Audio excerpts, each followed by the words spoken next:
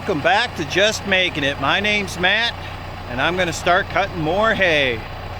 The weather looks great. We've got, it looks like a 6-7 day window. So I'm going to cut as much as I can. Let me show you what the hay looks like here. Now, if you recall, in the last video, I was talking about a frost. Well, if you look at the orchard grass here, this is all orchard grass, you can see the tops are burnt. See that right there? And that's causing that not to grow, and it's sort of stunned. Now there's some timothy that is topped off, but it's very thin on the top. So if I go to cut this, the second cutting might be better than the first. We'll find out. So let's go ahead and get started. I got the tractor here in the field. Mower's all hooked up. We're ready to go.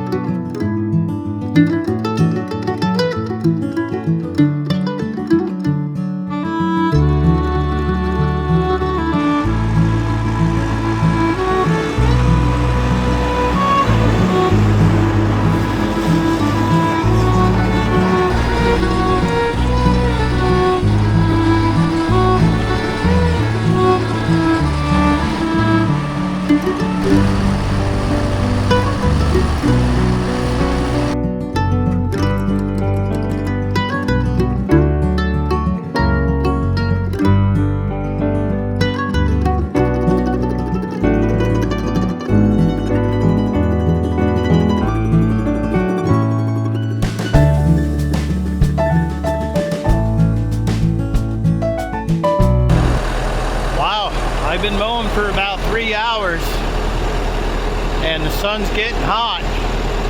Tractor started getting hot, so I'm going to give it a little break right there in the shade. Let's take a look and see what I cut. Check that out. This hay is going to be really nice. There's clover in there, timothy, fescue, orchard grass. Nice and green. The only reason why I like orchard grass is that you can get 2, 3, maybe 4 cuttings from it. It grows rapidly, it grows fast. Timothy, I usually just get 1 cutting from it. So, yeah, it's looking good. We're gonna get a lot of hay from this field here. This field's probably about, I'm gonna say, 12 acres. And then we gotta go in the back here. We gotta go around this little section here. And there's fields over on the other side. But I got a few more hours to go on this field. I'm gonna cut down as much as I can in the next 2 days. Looks like we got the green light all the way till next Friday. Maybe. You know how the weather could be. They say it's going to be nice, and then all of a sudden a pop-up.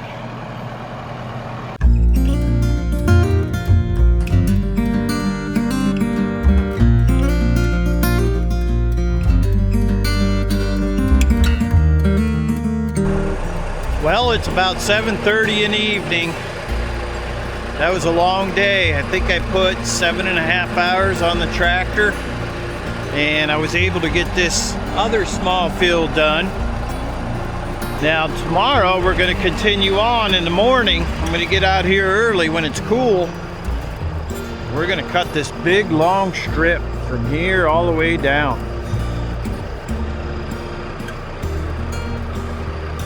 All right, I'll see you in the morning. All right, it's the next day of cutting hay, and I just want to show you the tractor here. It's been getting really hot midday. So what I've done is I took the air cleaner out and I blew it out. I hosed off the radiator, the front and the back of it. I topped off, or actually I made sure that all the fluids were okay, especially the coolant. So those are the things that I've checked to make sure that this tractor's running a little bit cooler on these hot days.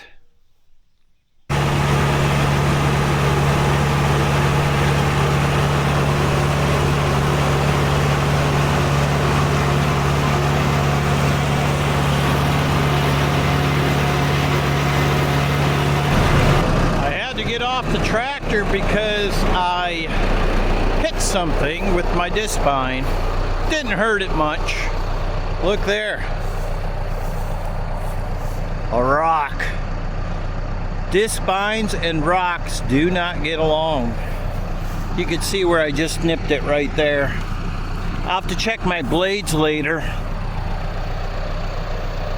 It's probably okay. I might have bent one. We'll see. But that rock right there, I'm going to have to dig that one out. And I think I feel one right here. Yep, there's a rock right there. So we're going to go ahead and get rid of these two rocks right now.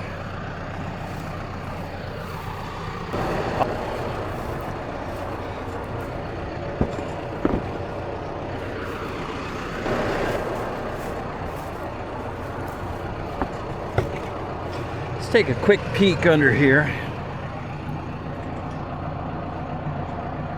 Yeah, it looks like I'm okay. It just shaved that one rock. Just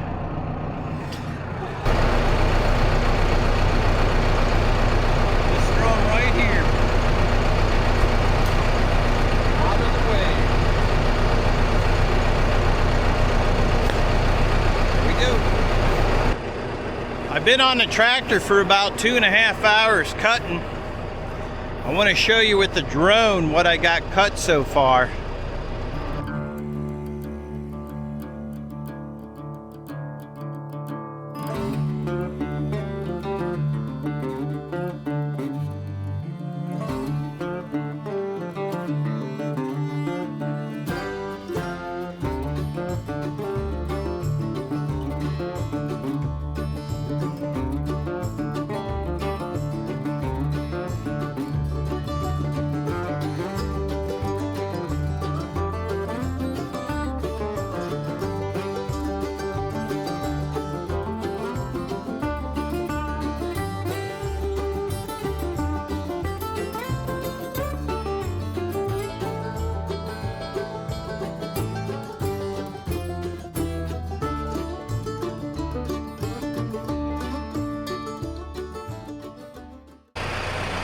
I think I cut enough for a little bit, and the week still looks good as far as the weather goes.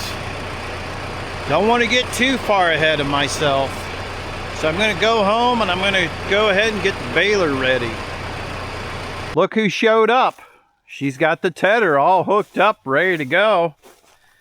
We're going to ted the hay that I just cut. Well, the hay that I cut yesterday, which is this field here.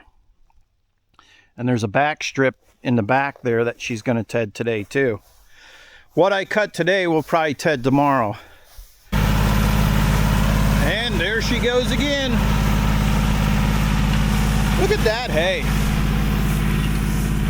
That's going to dry nice.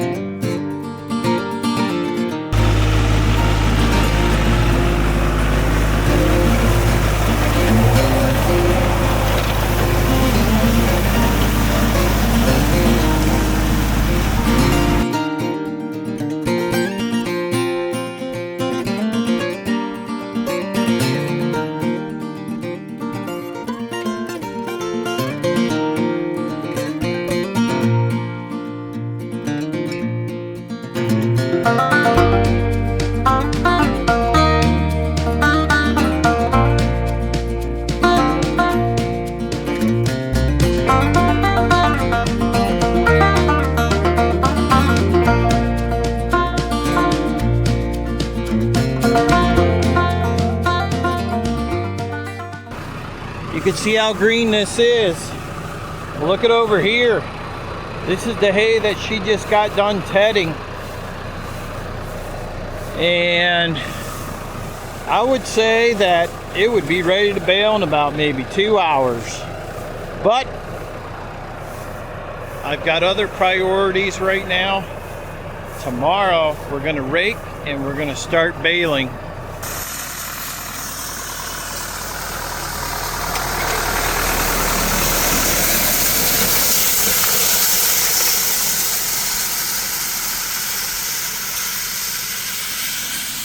Drying really nice. Look at that. Big windrows.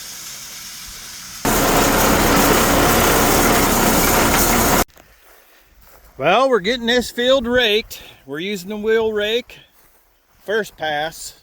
And if we got to rake it again tomorrow, the stuff I don't bale, we'll use the roller bar rake. And it is a beautiful day. They're calling for sun the whole week. Maybe rain on Saturday. Today is what? Monday. So we got the whole week to do hay. This particular hay field I planted about, I think it's going on 5 years now. I don't really like to plant a lot of clover. I think a lot of clover comes in naturally, so I don't plant it. And clover can sort of choke out your hay. And so I pretty much just let the clover come in naturally. If it grows, it grows. But I mainly plant straight hay. Well, Lisa brought the tractor over. I'm going to use a 6405 with the 678 round baler. And we're going to start baling this hay.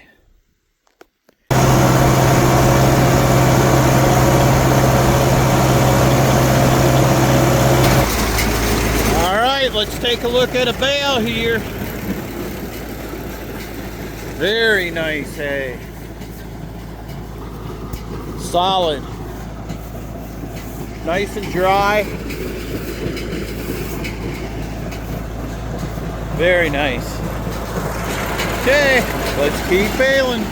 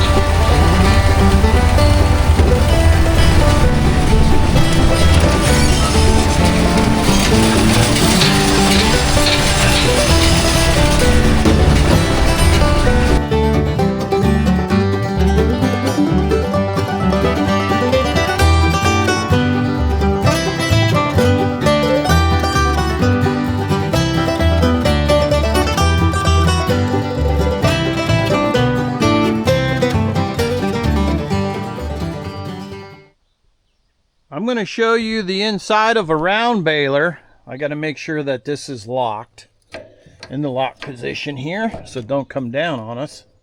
Okay, that's all locked. I've got the trunk up on the round baler, and if anybody wanted to see what the inside of a round baler looks like, there you go.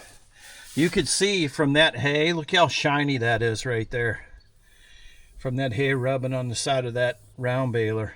And that's how they wear out after time. You know, a round baler's not going to last forever. But look how it shines everything up. Now these rollers, I got 3 rollers right here. I had to replace one of these a while ago. And one roller is $3,000 on this baler. And this is an older baler. So that's basically what it looks like. You know, the hay comes through here and it just spins on these belts right here, and it gets bigger, bigger, and bigger. But yeah, that's what the inside of a round baler looks like. And you know, it's pretty much hollow. You just got these big rollers and you got these big belts. So, you know, when you go to buy one, you're going to be like, wow, that's expensive.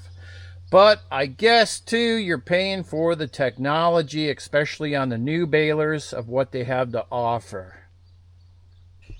Now on these balers, you can set the tension, and it causes the baler to be more dense, more packed with hay.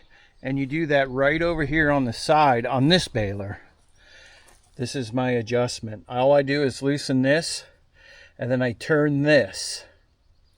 But I got to have my trunk up in the air to come back here and look at my pressure gauge, which is right there. That tells me how much pressure I'm putting on the bales. Now, as I'm baling hay and I'm looking back at the baler, there's a couple of things that I need to watch as I'm baling, and it's all pretty much here in this corner. Okay, this is my tailgate in the back. This tells you when it's closed, and then it tells you when it's opened. This is my pressure gauge that tells me how much pressure I'm putting on to make the bales more dense or less dense. Okay, this gauge here goes up as I'm making the bale, and I don't want to go past stop or I'm making my bale too big. I can go anywhere in between, but don't go past that arrow because it's too much for the baler. And then these two arrows at the top, that's my bale balancer. That tells me, you know, do I need to put more hay on the left side, the right side? You'll see one arrow up, one arrow down. They should be, you want to try to make that even so that your bale comes out even at the end. So there you go. That's the things that I watch on the baler as it's moving. And then when it's tying, you know, I've got my cut right here. It shows that the string tie is going out, and then it's cutting. And then here, visually make sure that when my bale is tying, that my string is moving. If it's not moving, then that means you either got a jam up somewhere, your string's not touching the bale. And then on this baler, this here, I can manually, when I go to push this down, it'll start tying the bale. But I don't use that unless I have a bale that's at a different size than what I got the baler set with. It's pretty much automatic. I mean, that's why it says over here auto wrap. So when I hear the alarm go off, that means that it's ready to tie, and it'll do it all by itself.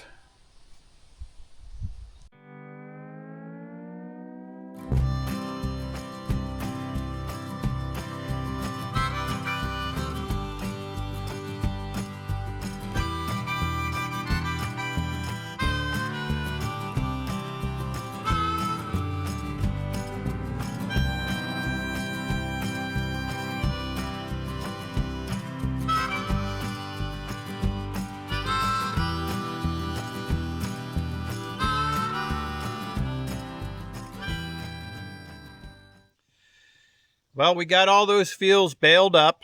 We got a lot of round bales. Now it's time to go and collect them. But first I want to talk about a lot of people think that it's cheaper to buy your hay than to make your hay. And I do agree with that. If you sit down and do the numbers, it is cheaper to buy your hay. But is that hay going to be available wherever you buy it from? Is the producer going to have the hay? Are they going to have a drought? Well, if you can't get your hay, then you got to go shopping other places. So that's why I like to do my own hay. I mean, it takes a lot to get the equipment. It's expensive to get the equipment, but once you have it, it'll last a long time. So that's my thoughts on buying hay. And I just want to say thanks again for watching Just Making It, and we'll see you on the next video.